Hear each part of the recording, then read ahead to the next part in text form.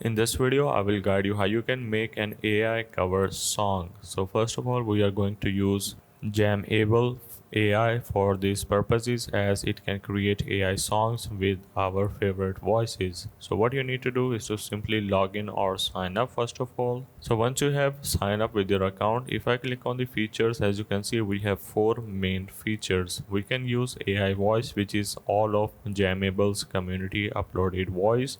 We can create duets with multiple voice, or we can create custom voice with your own database, or at the end AI vocal tools. And if I scroll down, we have a variety of music or vocals that you can select any one of these. So let's go for the AI voice as an example. And then as you can see, we have many options that we can go with. So let's go with this as an example. And now what you need to do is to simply drop an audio file. So once you have added your file, just like that, you just need to click on generate AI. And then as for the starter, you can simply pay about $2 for 1 month, which is not too much. You just need to go for the basic plan, and then you will be able to make any AI cover song for your own choice, which is a great tool for these kind of purposes. So right now I am out of credit, so I cannot show you further process as I have spent all of them